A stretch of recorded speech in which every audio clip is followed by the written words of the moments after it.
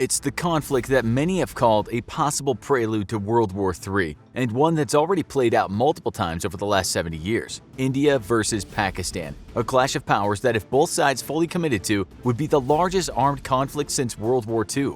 But which side really has the upper hand? And what would a conflict end up looking like between these two intense rivals? India and Pakistan's relationship is a rocky one, to say the least, with both sides feuding against the other ever since Britain pulled out of the region after World War II and created the two separate states. All matter of border and culture conflicts resulted in a neighborhood commonly called the most dangerous in the world, a potential conflict zone more likely to result in all-out war than even the borders between NATO and Russia or even China and Taiwan. Historically, Pakistan has suffered repeated defeats in its wars against India, although it's also achieved key strategic smaller-scale victories amongst the no-man's land that borders the two nations. In the early 2000s, a new security partnership with the United States made many Indians nervous, as it was believed such a partnership might lead to an influx of American military equipment and training, greatly improving the capabilities of the Pakistani military. Soon, though, American intelligence officials realized that Pakistan was double-dealing them, aiding Taliban forces in Afghanistan and even sheltering them from American strikes. Pakistan never had any interest in the Taliban being ousted from Afghanistan, despite taking hundreds of millions of dollars from the US for its cooperation. For Pakistan, the Taliban was a vital strategic buffer between itself and Iran, whom hated the Taliban. It quickly became clear that the US and Pakistan would not become close partners after all, and instead a growing relationship between the US and India, the world's most powerful democracy and the world's largest democracy, put Pakistan on the back foot. Now the nation relies on its arsenal of nuclear weapons to fend off Indian forces, and continues to finance and aid terrorists to strike against Indian targets across the border. For its part, India's patience is running incredibly thin. And one more attack, such as that in Mumbai in 2008, which was coordinated by Pakistani intelligence, will almost certainly lead to a swift and overwhelming Indian response. In case of a war, Indian forces are over twice as large as Pakistan's, with a military made up of 1.444 million personnel versus 654,000. India's reservist pool is also much larger, with 2.1 million reservists able to be called up quickly into active service versus Pakistan's 550,000. However, India's much larger size versus Pakistan's means Indian reservists will take longer to call up, equip, and mobilize to the front lines versus Pakistan. So Pakistani reservists will almost certainly be India's own to the front lines. This will put incredible pressure on India's active duty forces at the onset of war. India's defense budget is about 6 times larger than Pakistan's, with 61 billion versus 11 billion. This allows India to operate far more mechanized forces than Pakistan, which only operates about 2 mechanized infantry divisions. The difference is also in equipment, though, with India fielding overwhelmingly more modern equipment than Pakistan. India's Air Force is also much larger than the Pakistani Air Force, with 2,123 aircraft versus Pakistan's 1,372. India's fighter fleet numbers at 538 versus Pakistan's 356. Although in any conflict, Pakistan will almost certainly be fighting defensively. This would allow Pakistan's air artillery to help neutralize some of that numerical disadvantage. And in a defensive war, India's large number superiority will actually put it roughly on par with Pakistan's fighter fleets once losses and denial from air artillery is accounted for. Where India truly holds the advantage, though, is in its fleet of 260 Sukhoi Su-30s, an extremely capable Russian fighter whose only real competition on the Pakistani side is the American-made F-16. While a modern F-16 is more than a match for a Su-30, not many of Pakistan's F-16s are fully modernized. To make matters worse, Pakistan only fields 76 of them. Most of the Pakistani Air Force is made of Chinese or joint Chinese-Pakistani fighters, and Chinese fighter designs are generally accepted as being inferior to either Russian or American designs. In the air, India will definitely hold the advantage. India fields a transport fleet that's 5 times greater than Pakistan's own fleet, with 250 various transport aircraft versus Pakistan's 49.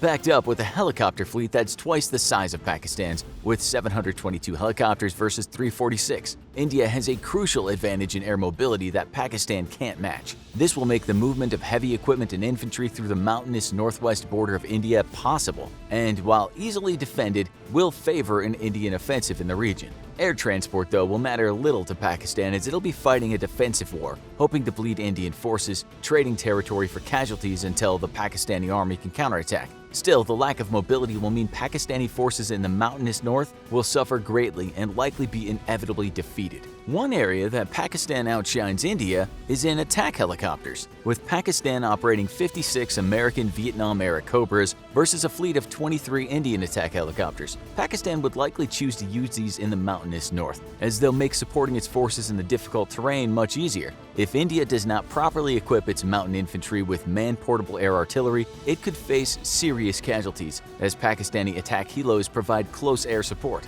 India's own fleet is so small it'll have limited to no utility, being easy fodder for Pakistan's own air artillery. Both nations, however, have so few attack helicopters that their air fleets will become depleted due to casualties and equipment breakdowns within the first week or two of serious fighting. The bulk of the fighting between the two nations will happen on land, and this means that the most important element of either nation's military will be its main battle tank fleet. Here again, India outnumbers Pakistan nearly 2-1, with 4,292 tanks versus Pakistan's 2,200. Both nations' tanks vary in modernity, but both nations' tanks are mostly very capable platforms. India's main tank is the Soviet-built T-72, with modern upgrades. Until Desert Storm, analysts feared that the T-72 would be a formidable threat to the American Abrams and the British Challenger. The short but intense war, however, showed that T-72s were all but utterly obsolete versus Abrams or Challengers, scoring not a single kill in the entire conflict, while American and British tanks decimated hundreds in return.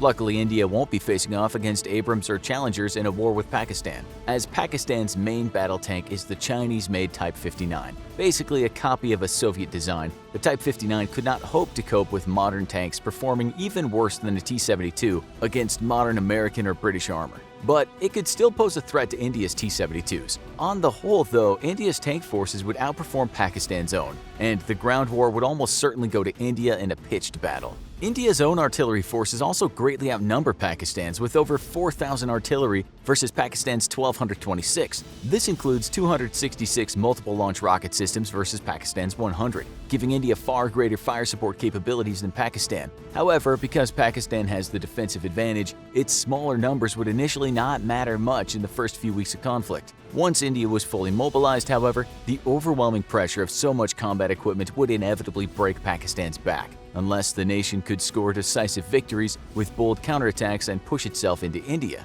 India's navy is also far more powerful than Pakistan's navy, with 285 vessels versus Pakistan's 100. This includes one Indian aircraft carrier, with Pakistan fielding 0. The ability to project air power out to sea would make it suicidal for Pakistan to seek a naval confrontation with India, and Pakistan's own ships would likely fight a defensive war close to the shore and not venture into the Indian Ocean at all. With 0 destroyers versus India's 10 and 8 submarines versus India's 16, Pakistan does not have a hope of winning a naval war. So how would a war play out between the two nations? Who would win? India's inability to respond properly to the 2008 Mumbai terror attacks led it to completely rethinking its war strategy against Pakistan. The terror attacks were quickly traced back to the Pakistan intelligence services, who had trained and equipped the terrorists, but the Indian military was unable to respond quickly enough to punish Pakistan for the attack without taking massive casualties. That's because by the time the link was discovered, Pakistani forces had already moved into defensive positions along the border with India.